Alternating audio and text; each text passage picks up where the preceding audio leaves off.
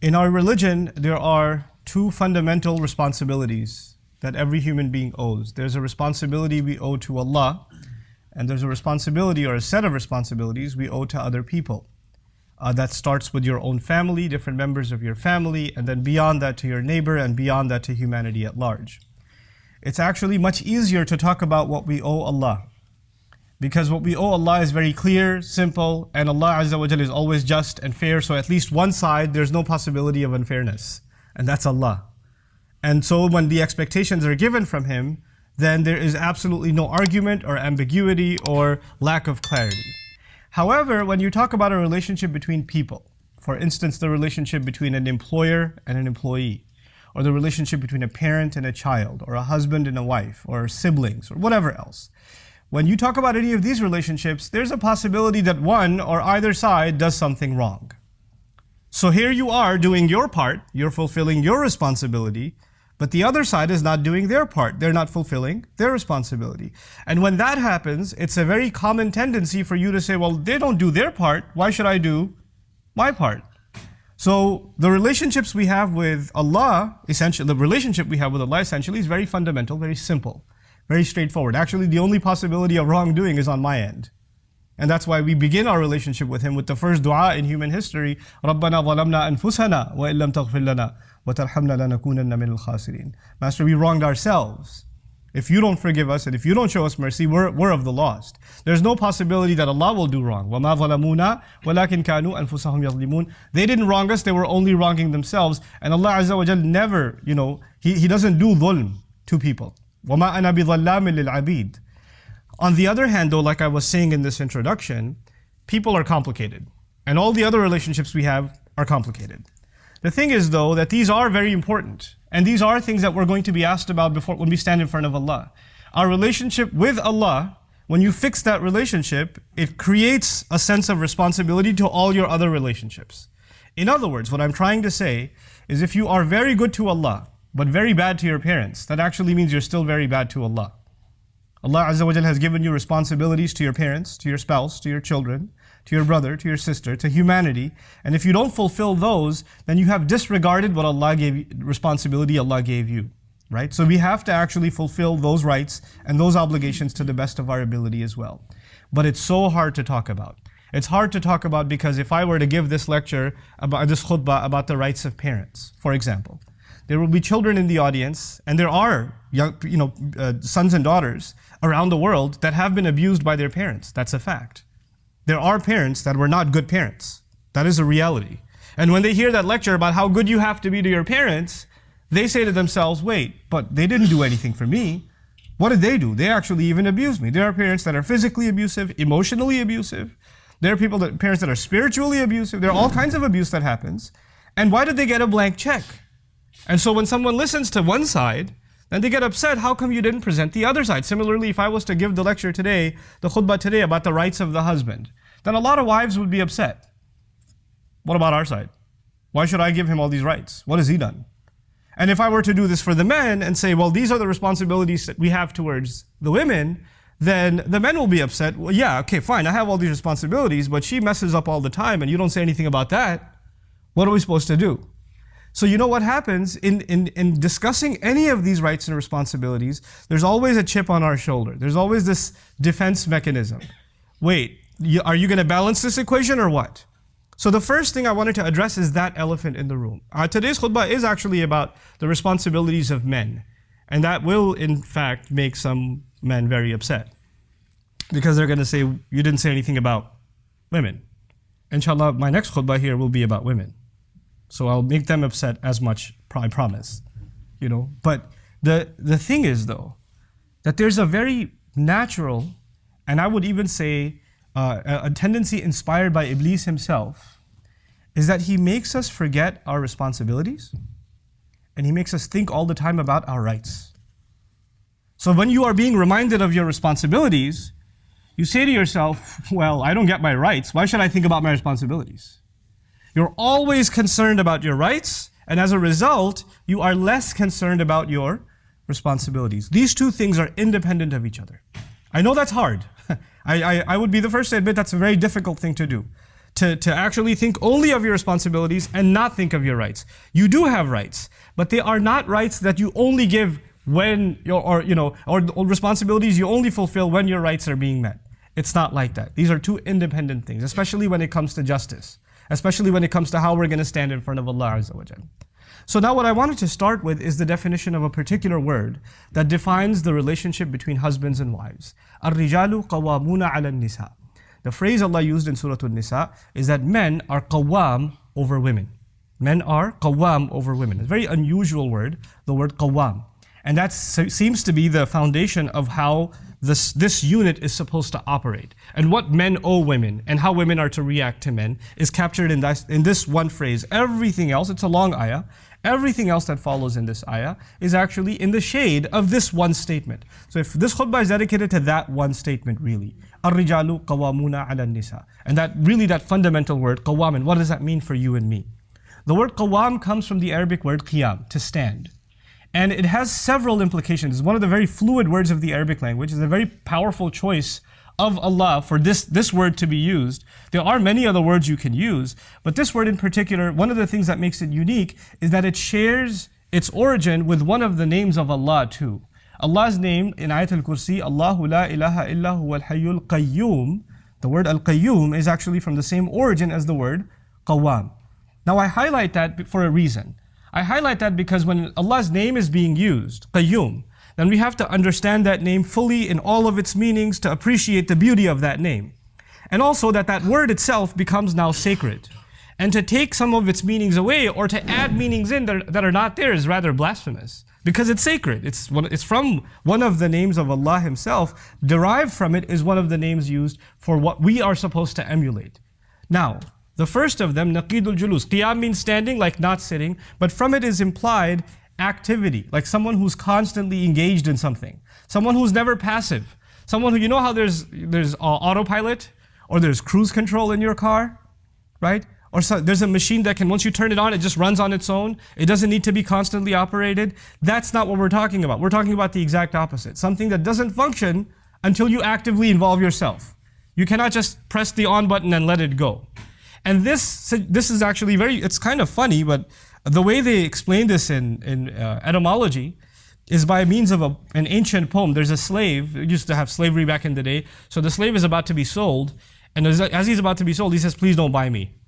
And he says this statement, فَإِنِّي فَإِذَا جِعْتُ أَبْغَضْتُ قَوْمًا وَإِذَا شَبِعْتُ then he says, أَحْبَبْتُ نَوْمًا. He says, don't buy me, because if I'm hungry, I get really annoyed. I'm not active at all. I don't feel like doing anything. So you're not going to get any work out of me. Especially when I'm what? Hungry. And if I've eaten well, I just love sleeping. So, but when he says I'm hungry, I'm not active at all, he used the word qawman. And I'm suggesting here, what I'm trying to tell you here is the meanings of that word include someone who's constantly active. Now that's the first hint to myself and you about relationships. This relationship is not something that will carry itself. You'll have to actively maintain this relationship. There's something, the love between spouses is not something that just carries on. It has to be maintained and nurtured and flourished. It needs to be something that one needs to come back to. You cannot assume that it's there. It can dry up and it can fizzle away. The assumption that something has been forgiven or the feelings of hurt are gone. That assumption, the hurt doesn't go away on its own. You have to work on getting rid of it. You have to fix it.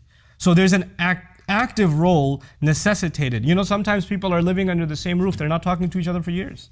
Or not any real conversation anyway. How was dinner? How was work? How was traffic? Okay, I'm just gonna watch TV now.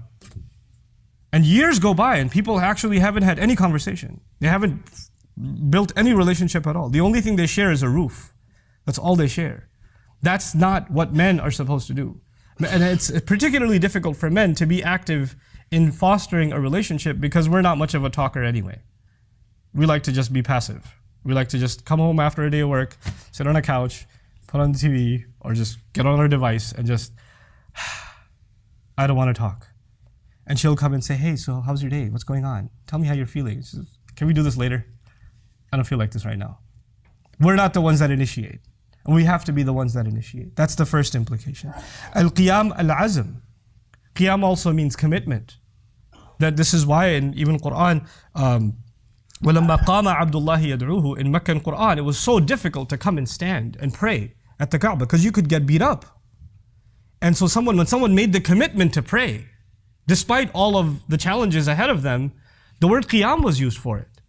Similarly, the people of the cave were terrified to testify in front of the entire village because they're going to get slaughtered if they testify that there's one God, when everybody else worships multiple gods. But إِذْ قَامُوا فَقَالُوا يعني إِذْ عَزَمُوا فَقَالُوا, as Mufassirun say. To make a commitment, to commit to something. Men have to commit to this relationship. And here, this is the real reason I brought up this khutbah. I'll go through these meanings rather quickly and then get to the fundamental piece that I wanted to get to.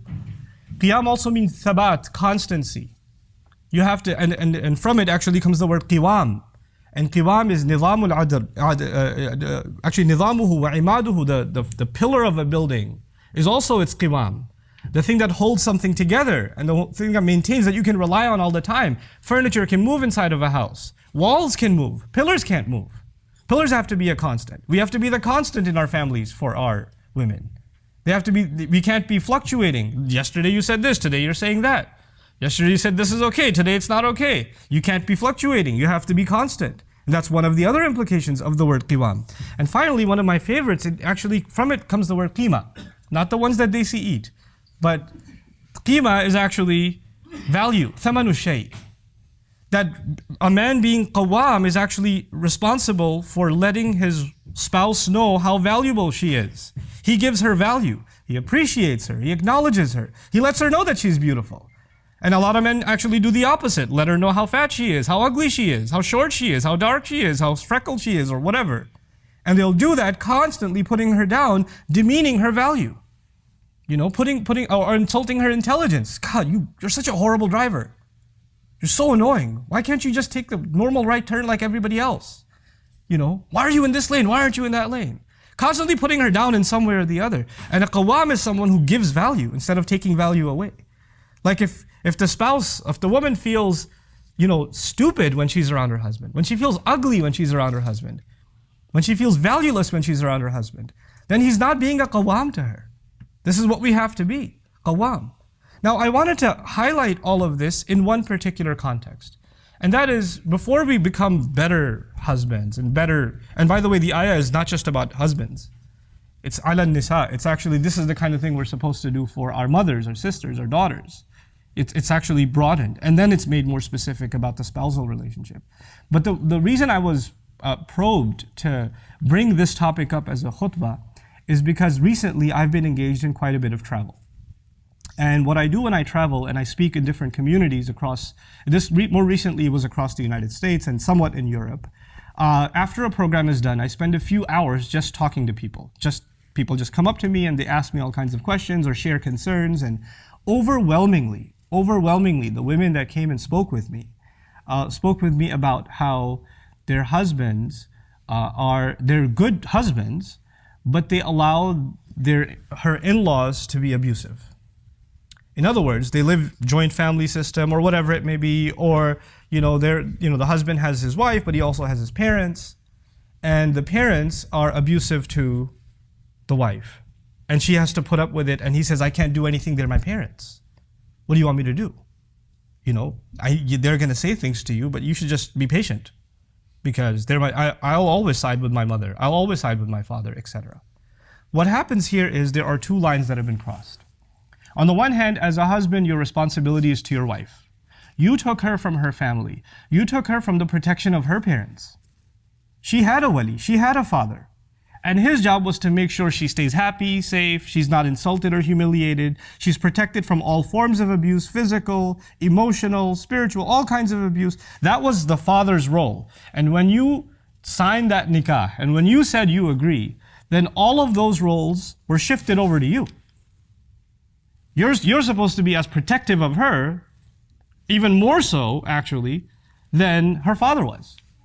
Because your relationship with her actually even goes further. She's even the mother of your children. There's more here. And so you were supposed to be a shield around her. At the same time, you are also a son. A son to your mother, a son to your father. And this religion teaches us that we cannot even say "uff" to our parents. You can't raise your voice to your parents at all. Now you are being pulled in two different directions. You have these enormous obligations to your spouse. Mithaqan ghalidha, the Qur'an calls it. A heavy contract, a heavy agreement. It's not a light thing, marriage. And on the other hand, you have this enormous responsibility to your parents. And sometimes they make you pick which one you're going to be good to. And your job is actually to draw a line and say, this is what I will do for my wife, this is how I will take care of her, and this is how I will protect her. And to let your parents know, you can say whatever you want to me. You can beat me up, you curse me out, I'm your kid. You do whatever you want, that's fine. I'll take it. But you can't touch her. You can't say a word to her. She's not yours. She's not your responsibility, and she's not your child. Especially the culture I come from, you know what they say when the girl's getting married? They say, oh, she's like our daughter. Oh, it's like we have a new daughter in the family. Beware when you hear those words. Girls, be thoroughly warned. Because when they say she's like our daughter, trouble is looming. Just a couple of weeks later, there's going to be commentary about how you didn't cook, or you cooked, with too much salt, or, you're lazy, or you didn't clean, or some stuff is going to begin. No. The relationship between this woman and her husband's family, first and foremost, is a relationship of mutual respect. She has to be treated with respect, and she has to treat with respect. When it comes to rights and obligations, she is under no obligation to obey your parents. I'm sorry. I'm sorry in that I feel sorry for you that you believed that for so long. But your wife has no obligation to obey your parents. And if you are forcing her to obey your parents and serve your parents, you are engaged in an act of injustice. You're being abusive. You're not a qawwam. You're not the qawwam Allah made you. You were supposed to be taking care of her. You didn't bring a servant into the family. And you're not supposed to be giving her lectures about you have to be patient, they're elder, they can say whatever they want. No. When even our family does something wrong, Allah commands us to stand up for justice. Even if it's وَلَوْ عَلَىٰ أَنفُسِكُمْ أَوِ الْوَالِدَيْنِ وَالْأَقْرَبِينَ. You have to stand up for justice, even if it means you have to stand up against yourself. Meaning if you've done something wrong, you have to own up to it. And if your parents have done something wrong, you actually lovingly, respectfully, head down, humble voice, you still have to let them know, you can't do that, Mom. I'm sorry, you can't do that. Dad, that's not right. I'm not going to allow it. You're my dad, but those rights I will not allow you to trample. Because Allah will not be asking you, Allah will be asking me whether I was qawwam over my wife or not. If you cannot be that shield, then you are in violation of what Allah expects from you as a husband. That's very important to understand. We have situations in which, by the way, as people are listening to this, like I said in the beginning, I gave that disclaimer, there are going to be in-laws that are like, but there are wives that are abusive to the in-laws. You didn't give a khutbah about them. You just give a khutbah about how messed up we are, but what about them? They also throw shoes and do crazy things. Call them. I will, but I can only do one thing at a time in a khutbah. One at a time. It's coming. But right now we have to deal with one problem. And by the way, one evil doesn't justify the other evil. And one evil, well, they do it too, is not a deflection or not a justification that you get away with the other wrong that's happening. And you and I have to take stock in your own families. What's happening? Is this kind of wrong happening? Because if it is, then Allah will ask. The Rasul ﷺ says, خَيْرُكُمْ li ahlihi. The best of you are the ones that are best to their families. This last bit that I wanted to share with you, please take note of it. There are three kinds of abuse that I want to highlight. Three kinds of abuse. The first of them is the worst of them, or you think it's the worst of them, is physical abuse. That is absolutely out of the question. Rasulullah sallallahu alaihi wasallam outright, لا تضربوا إماء Allah, do not hit the female slaves of Allah. Outright, do not hit the female slaves of Allah. Now Allah's Messenger could have said, لا تضربوا النساء, don't hit women. Right? Don't hit women. Because the female slaves of Allah are women. But the power of those words is that when you call them female slaves of women, female slaves of Allah, then their relationship fundamentally, who owns them? Allah does. And when you mess with someone else's property, Like if you destroy my car, you haven't offended my car. Who have you offended? You offended me. If you came after my child, you haven't just insulted my child or abused my child, you've abused who? Me. I will come after you. You understand? If they are Allah's property and you hit them, who is coming after you? Allah. La tadribu ima Allah. Watch it. They belong to Allah. That's what the Messenger says, sallallahu alaihi wasallam. So physical abuse is absolutely out of the question. It is out of the question. And anybody who would like to argue otherwise, I'll stick around after Jummah. I can talk to you about it. The second kind of abuse is emotional. And emotional abuse could be verbal. It could be when the husband is not around, the in-laws come along and say, by the way, you're just here for a little bit. We can get rid of you whenever we want. That's my son. And when the husband's home, then how are you? You're so sweet. You're so kind. And this girl's going crazy like, when he's not around, they turn into the devil. And when he's around, they turn into an angel. So when I try to tell my husband that they're crazy, he says, what are you talking about? They're so nice. You're crazy. And this is a kind of emotional abuse. A husband and wife have to have a trusting relationship. They have to. If you don't have trust, you have nothing. There's nothing there. This is not a blood relationship. Marriage is a contract, which means you agreed to share a life together. And that requires the utmost amount of trust. If you can't even trust what she's saying to you, if you think that she's lying to you all the time, then what makes this marriage a marriage is not there. It's not there. For you to say, oh, I can't believe that, I can't believe that. If you can't believe it, then I don't know if you're in the right marriage. There's something fundamentally wrong. Something far deeper than just abuse. There's not even a trust left inside the marriage. Emotional abuse is sometimes verbal, and sometimes it's not even verbal. Sometimes it's the way you're looked at. Sometimes it's the way people sit around you. She comes into the room, they get up and walk away. They don't even turn their face this way. They change the tone of their voice. Sometimes even the way in which you say, wa alaikum assalam. She says, assalamu alaikum. Mother-in-law says, wa alaikum assalam. Or she doesn't say anything at all. That's a pretty abusive statement, to not say anything at all. And then she can turn around and say, maine kya kaha? What did I say? I didn't say anything. That's emotional abuse. And it's unacceptable. The last of the abuses, though, is the scariest one to me. And that's spiritual abuse. When the wrong is done, and then the religion is quoted. Allah says you have to be good to parents. This is what Islam teaches you. And they'll do the wrong, and then they'll invoke Allah and His book and His Messenger sallallahu alaihi wasallam, who are completely innocent of this nonsense. And then that's the religious or spiritual kind of blackmail and abuse that goes on in families. This needs to come to an end in your family. I'm only talking to the men right now. I'm not upset with parents. I'm not upset with anybody else. I'm not even upset with you, but I'm just giving you and myself a reality check. Look, our parents are not evil. They're not. They were brought up in a certain culture. They were brought up in a certain environment. They have certain norms that they've come to become used to. And some of those things are not right, but they don't realize that.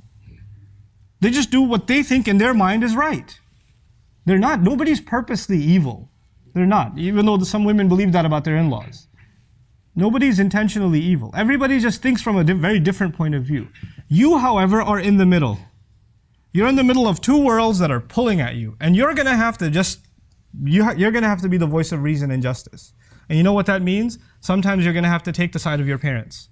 And sometimes you're going to have to take the side of your wife. Because nobody's always right. And sometimes you will make a mistake too, and then you'll have to admit that you made a mistake. That's going to have to happen too. Which means the role that you are in, this middle role that you're in, is a very difficult one, and it's a role in which you will constantly be the object of criticism. Somebody will criticize you all the time. Because whatever decision you make upsets someone. Somebody will, congratulations on being a man. That's what it comes with. That's the role you have to play. الرِّجَالُ قَوَّامُونَ عَلَى النِّسَاءِ. Congratulations. That's the role Allah has given us. If you don't understand that, you feel like this ayah is about this absolute authority Allah has given us, and we get to do whatever we want with the women under our authority. The word qiyam has nothing to do with authority, first of all. It has to do, like I said, with being active, and making sure that you constantly check yourself and make sure that the relationship remains healthy, is commitment, is constancy. From it comes the word istiqama, which means fairness, even al-adl. One of the meanings of istiqama is adl, that they maintain fairness over it. One of my favorite meanings of it that I didn't even share with you is qum. From qiyam comes the word qum, which means al-qasd. Men are supposed to be not only there for their women in terms of caretaking and protection, they're supposed to give their women a sense of purpose and direction. They're actually supposed to, in a sense, even be mentors to their wives. Mentors to them, advisors to them. This is what you should do. Hey, let me help you fulfill this goal or that goal. How many times there are, especially in abusive family situations, there are women that used to have goals. I want to start an orphanage, I want to do this, I want to write a book, I want to do that, and they don't get to do any of it. Who is supposed to encourage them and open up that door for them and say, yeah, you should do it. I know you make a mean paratha, but you can also write a book. You should work on that. Who was supposed to encourage them and do that? That was supposed to be the husband. He was supposed to open that door. So I pray that Allah Azza wa Jal gives us and our children the ability to be raised mentally as qawwam, and the abuse that is happening inside of our families, that we're the reason that it comes to an end. I'm not giving this khutbah that you go home and you start fights. That's not why I gave this khutbah. Ladies, I did not give this khutbah so you go say, hey, watch this video. Don't do that. That is not why I gave this khutbah. It's for men to do an introspection of themselves. That is part of the selfishness that we have now adopted. Everybody hears a khutbah or a lecture or a talk and they think, well, this will be really good for my rights. Everybody should be thinking this will be good for my responsibilities. Don't become selfish in this religion. This religion is about you serving Allah first and foremost. So we just take stock of ourselves. And when you do go back and try to implement some of these things, even implement them with mercy. Even if your parents are doing wrong and you're correcting them, you're not a police officer and you're not a judge. You're a son still. Even if you're going to correct them, you're going to correct them with love and mercy and care. You're going to be tactful and careful about it. And so may Allah Azza wa Jal give us that delicacy so that we can really truly fulfill the words of the Prophet sallallahu alaihi wasallam, خَيْرُكُمْ خَيْرُكُمْ لِأَهْلِهِ وَأَنَا خَيْرٌ مِنْكُمْ لِأَهْلِي. The best of you are the best to their families. And he didn't say the best of you are the best to good families. Even if you have a messed up family, you still have to do your best. Right? And I'm the best of you to my family. May Allah Azza wa Jal make us better and better families and make us do right by our families. Barakallahu li wa lakum fil Qur'anil Hakim wa nafa'ani wa iyyakum bil ayat wa dhikril hakim. Assalamu alaikum wa rahmatullahi wa barakatuh.